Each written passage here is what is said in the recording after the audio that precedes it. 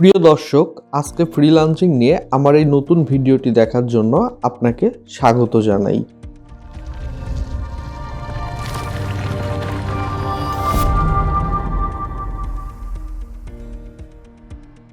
এই করোনাকালীন সময়ে আমাদের মাঝে অনেকেই কিন্তু আসলে ফ্রিল্যান্সিং শুরু করেছেন, কিন্তু এই ফ্রিল্যান্সারদের মধ্যে অনেকেই আছেন যাদের কিন্তু ক্লায়েন্ট পেতে প্রতিনিয়ত চ্যালেঞ্জের মুখোমুখি হতে হচ্ছে।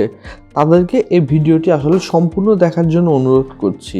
আর এখানে আমি চেষ্টা করব যে নতুন ক্লায়েন্ট না পাওয়ার কিছু কারণ এবং কি করণীয় সেটা তুলে ধরার, এবং সেটা কিছুটা এক্সপ্লেন করে বোঝানোর চেষ্টা করব যে কি করণীয় বা কি করতে পারেন। তো একটু হলেও হয়তো আপনাদের উপকারে আসতে পারে।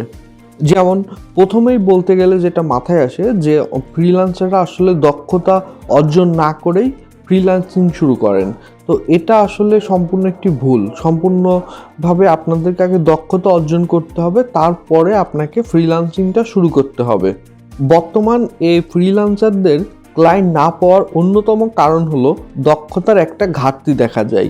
আসলে ফ্রিল্যান্সারদের মধ্যে অনেকেই আছেন যারা অন্যদের সাফল্যের গল্প থেকে কিন্তু অনুপ্রাণিত হয়ে তারা ফাইবার এবং আপওয়ার্ক বা ফ্রিল্যান্সারের মতো অনেক প্ল্যাটফর্মে অ্যাকাউন্ট খুলে ফেলেন, ধরতে গেলে এক প্রকার চোখ বন্ধ করেই। এরপরেই কিন্তু তাদের আসলে শুরু হয়ে যায় যুদ্ধটা। আপনি একবার বোঝার চেষ্টা করে দেখুন, ফ্রিল্যান্সিং মার্কেট প্লেসগুলোতে আসলে প্রত্যেকটা ক্যাটাগরিতে দক্ষ কর্মী কাজ করে। আর এই তীব্র প্রতিযোগিতার মধ্যে অনেকে কিন্তু কাজের সুযোগ পাবার আশায় দিনের পর দিন বসে থাকেন। আমার মনে হয় আপনি এই সময় বসে না থেকে বরং এই সময়কে কাজে লাগিয়ে আপনি রিসার্চ করুন। এটি একটি কঠিন সত্য যে আসলে এই জাতীয় প্ল্যাটফর্ম থেকে প্রায় একই ধরনের সেবা এটা কিন্তু একাধিক ব্যক্তি দিয়ে থাকে বা একাধিক প্রতিষ্ঠান দিয়ে থাকে। সো আপনাকে যথেষ্ট রিসার্চ করতে হবে এবং যথেষ্ট দক্ষ হতে হবে। যেমন উদাহরণস্বরূপ যদি বলি, সাপোজ আমরা যদি ফাইবারের কথাই বলি, তাহলে দেখবেন ফাইবারে একই কাজের ক্যাটাগরির অনেকগুলা গিগ থাকে। তো রিসার্চ করে আপনি যদি একটু ভিন্নধর্মী কোনো গিগ তৈরি করতে পারেন তাহলে কিন্তু আপনি ভালো সাড়া পাবেন। একই সাথে আপনার টার্গেটেড অডিয়েন্সদেরকে নিয়েও কিন্তু আপনাকে রিসার্চ করতে হবে। আসলে এখানে অডিয়েন্স বলতে আমি বোঝাচ্ছি যে আপনার যারা ক্লায়েন্ট হবে, অর্থাৎ আপনার সার্ভিসটা যারা আপনার কাছ থেকে নিবে। তারপরে গিগের মধ্যে আপনার যে স্কিল আছে সেগুলো সুন্দর করে উল্লেখ করুন। সেটি হতে পারে যে আপনার প্রোগ্রামিং, এসইও বা লেখালেখি, যে কোনো ক্যাটাগরি হতে পারে। তো আমার মতে যে কোনো স্কিলের ওপরে আপনি ফোকাস করে সুন্দরভাবে দক্ষ হয়ে প্রথমে কাজটাকে রপ্ত করে নিন। ফ্রিল্যান্সিংয়ের ওপরে বিভিন্ন ধরনের কোর্স রয়েছে যেগুলো আপনার প্রোফাইলে যুক্ত করলে ক্লায়েন্টের কাছ থেকে কিন্তু কাজ পাওয়াটা আরও অনেক সহজ হবে। এবং আপনি এই কোর্সগুলো করলে দেখবেন যে আপনার যে নেটওয়ার্ক এটা কিন্তু আরও অনেক বড় হবে এবং অনেকের সাথে আপনি পরিচিত হবেন। তখন আপনি নিজেই তাদের সাথে একটু আলোচনা করুন যে আপনার দক্ষতা অনুসারে কোন ক্যাটাগরির কাজটা আপনি শুরু করবেন এবং কিভাবে শুরু করবেন। তাহলে নিজের যে দক্ষতাটা তো আপনার দরকার সেটা আপনি আরও সুন্দরভাবে রপ্ত করতে পারবেন। ক্লায়েন্ট না পাওয়ার আর একটা কারণ যদি বলতে হয় তাহলে যেটা মাথায় আসে সেটা হলো যে প্রোফাইল অসম্পূর্ণ রাখা। অর্থাৎ মার্কেট প্লেসগুলোতে প্রোফাইল ওপেন করার পরে প্রোফাইলটাকে পুরোপুরি সম্পূর্ণ না করে আংশিক বা কিছুটা পূরণ করে বাকিটা ওইভাবেই রেখে দেওয়া। ফাইবারের গিগ নিয়ে রিসার্চ করার সময় আমি এমন কিছু প্রোফাইল খুঁজে পেয়েছি যেগুলোতে আমি দেখেছি আসলে গুরুত্বপূর্ণ অনেক তথ্য সেখানে মিসিং। আবার অনেক সময় দেখা যাচ্ছে যে প্রোফাইলের ডেসক্রিপশন বা বিবরণ খুবই সংক্ষিপ্ত করে, বিস্তারিত সেখানে উল্লেখ থাকে না, যার কারণে বায়ারের কিন্তু আসলে বুঝতে একটু সমস্যা হয় যে সে আপনাকে কাজ দেবে কিনা বা আপনার কাছ থেকে সে ঠিকমতো কাজটা পাবে কিনা। এখানে একটু খেয়াল করে দেখবেন যে অর্ডার পাওয়ার যে ব্যাপারটি এটি কিন্তু আসলে আকর্ষণীয় একটা প্রোফাইল ডেসক্রিপশনের ওপরে অনেক অংশে নির্ভর করে। ডেসক্রিপশনে আপনার কাজের পোর্টফোলিও সাথে কিছুটা এক্সপ্লেন করে দিন আপনার কাজের অ্যাপ্রোচ।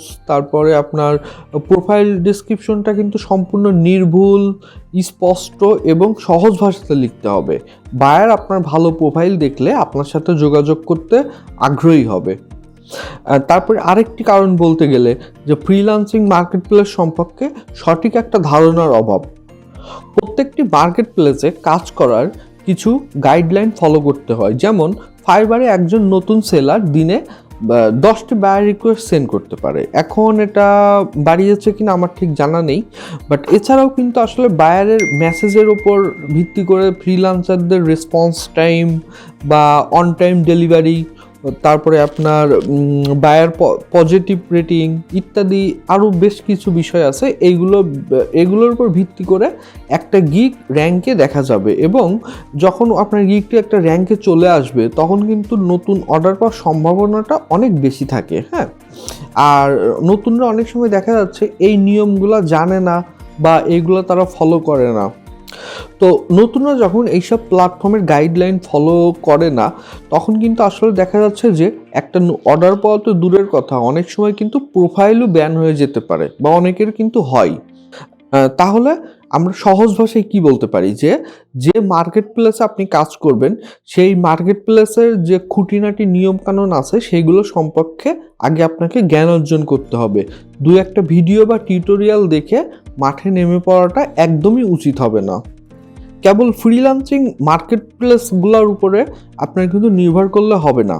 এছাড়াও যেমন এই মুহূর্তে মনে পড়ছে কিছু ইন্টারন্যাশনাল জব পোর্টাল, যেমন গ্লাসডোর আছে, মনস্টার আছে, ইন্ডিড আছে, আরও বেশ অনেক কিছু আছে।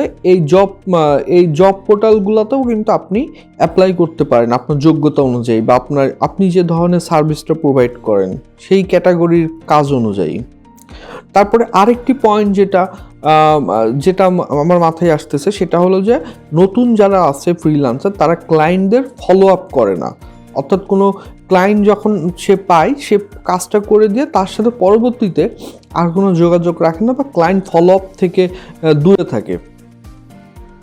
তো এটা কিন্তু আসলে একটা গুরুত্বপূর্ণ বিষয়। অনেক সময় ক্লায়েন্ট ফলো আপ করার জন্য ক্লায়েন্টদেরকে নিজের তাগিদেই নক দিতে হয়। আসলে চুপচাপ বসে অপেক্ষা করার থেকে ক্লায়েন্টকে যদি আপনি সরাসরি একটু নক দিয়ে তার সাথে একটু যোগাযোগ করেন যে তার বর্তমান প্রজেক্ট কেমন চলছে বা সে এখন কোন প্রজেক্ট নিয়ে কাজ করছে, তার হাতে কোনো প্রজেক্ট আছে কি না, এইভাবে কিন্তু আপনি তার সাথে ভালো একটি সম্পর্কও তৈরি করতে পারেন। সো ক্লায়েন্টের সাথে ফলো আপ করে ভালো একটা র্যাপো তৈরি করার চেষ্টা করুন।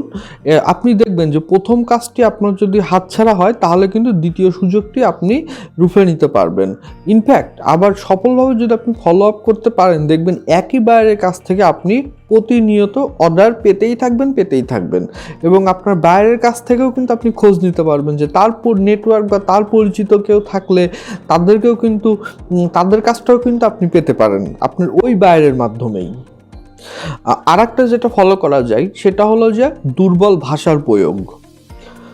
ফ্রিল্যান্সারদের মধ্যে আসলে নিজের কাজে বা নিজের ফিল্ডে পারদর্শী হওয়ার পাশাপাশি ইংরেজি ভাষায়ও দক্ষ হতে হবে। এতে করে ক্লায়েন্টের সাথে যে মিসকমিউনিকেশন হওয়ার যে একটা আশঙ্কা থাকে সেটা অনেক কমে যাবে এবং আপনি ক্লায়েন্টের প্রজেক্ট রিলেটেড প্রশ্ন করে তাকে আরও ইমপ্রেস করে ফেলতে পারবেন, যেটা খুবই গুরুত্বপূর্ণ। আবার প্রপোজাল লেখার ক্ষেত্রে দেখা যায় যে যারা নতুন প্রত্যেকে কিন্তু আসলে বাইরের জন্য আলাদা আলাদা প্রপোজাল না লিখে সেম প্রপোজাল কপি পেস্ট করে চালিয়ে দেন। এতে কিন্তু আসলে প্রপোজালগুলোতে বোঝা যায় যে ফ্রিল্যান্সারদের যে সত্যিকারের আগ্রহের একটা ঘাটতি রয়েছে, এটা কিন্তু আসলে আপনার এই প্রপোজালের মধ্যে প্রকাশ পায় এবং এটা কিন্তু খুব সহজেই একজন বায়ার বুঝতে পারে। আবার দেখুন, কপি পেস্ট করা হলে একদিকে যেমন বায়ারের রিকোয়ারমেন্টগুলো সঠিকভাবে অ্যাড্রেস করা হয় না, অন্যদিকে যে ভাষার যে একটা প্রাণচ্ছলতা সেটাও কিন্তু আসলে থাকে না, ওটাও কিন্তু ঘাটতি থাকে। আবার অনেক সময় ওখানে কিন্তু দেখবেন যে বানানের ভুল এবং কিছু কিছু গ্রামাটিক্যাল মিস্টেক কিন্তু থেকেই যায়। এটা কিন্তু খুব গুরুত্বপূর্ণ একটা টিপস যে সব সময় যখন আপনি প্রপোজাল লিখবেন সেই প্রপোজালটা আপনি এমনভাবে লিখবেন বাইরের চাহিদাগুলো কিভাবে পূরণ করা হবে সেটি যেন সেখানে উল্লেখ থাকে। আবার অনেক নতুন ফ্রিল্যান্সাররা কি করে যে তারা বিভিন্ন প্ল্যাটফর্মে জাস্ট প্রোফাইল খুলে বসে থাকে, নিজেদেরকে কখনো প্রমোট করে না বা তাদের যে কাজটা তারা যে বিষয়টাতে দক্ষ সেটা কখনোই তারা প্রমোট করে না। অনেক ফ্রিল্যান্সারদের প্রায়ই একটা প্রশ্ন থাকে যে কিভাবে তারা নিজেকে এবং নিজের কাজকে প্রমোট করবেন। এর সমাধান কিন্তু খুব সহজেই একটা উপায় আছে এবং খুব সহজে আপনি এটা করতে পারেন যে আপনি আপনার নিজেকে কেন্দ্র করে কিছু ভিডিও বানান এবং আপনার কাজের ধরন এবং আপনার একটা কোর্স তৈরি করুন, ডেমো কোর্স সবার জন্য আপনি সেটা উন্মুক্ত করে দিন, আপনার সোশ্যাল মিডিয়াতে আপনি শেয়ার করুন এবং আপনার পূর্বের কিছু কাজ যা আপনি শিখেছেন আপনি ডেমো হিসাবে সেগুলোকে আপনার সোশ্যাল মিডিয়াতে পোস্ট করুন, বিভিন্ন জায়গায় শেয়ার করুন সেগুলা। আপনার লিঙ্কডইন প্রোফাইলে কন্টেন্ট অ্যাড করতে পারেন। তাছাড়া লিঙ্কডইন প্রোফাইলে আপনার এক্সপার্ট যারা ফ্রিল্যান্সারদের আছে তাদের সাথে আপনি কানেক্ট হতে পারেন, তাদের কোনো প্রজেক্টে কাজ করার আগ্রহ প্রকাশ করতে পারেন। তো এভাবে আপনি নিজেকে একটু প্রমোট করার চেষ্টা করতে হবে। দেখেন, খুব সাধারণ একটা উদাহরণ যে আপনি ব্লগিং করতে পারেন। অন্যদিকে আপনি যদি একজন গ্রাফিক্স ডিজাইনার হন তাহলে আপনি ইনস্টাগ্রাম ব্যবহার করুন। আসল কথা হচ্ছে আপনাকে সুনিশ্চিত হতে হবে যে আপনি সামাজিক যোগাযোগ মাধ্যম সঠিকভাবে ব্যবহার করে আপনি নিজেকে এবং আপনার নিজের কাজকে প্রচার করছেন কিনা। অনেক সময় আপনি যেসব কোম্পানিতে কাজ করতে ইচ্ছুক বা ইন্টারন্যাশনাল কোম্পানির যে সোশ্যাল মিডিয়া পেজ থাকে সেই পেজের মাধ্যমে আপনি তাদেরকে অ্যাপ্রোচ করতে পারেন, আপনার কাজগুলো তাদেরকে দেখাতে পারেন। আরও বেশ কিছু কারণ আছে, তো এইগুলো আসলে প্রাথমিক স্টেজে যে কারণগুলো সেইগুলা। তো এইগুলা আসলে আপনাকে ফ্রিল্যান্সিং মার্কেট প্লেসে ঢোকার আগেই নিজেকে একটু জানতে হবে এবং প্রস্তুতি নেওয়ার কোনো বিকল্প নেই, প্রস্তুতি আপনাকে নিতেই হবে।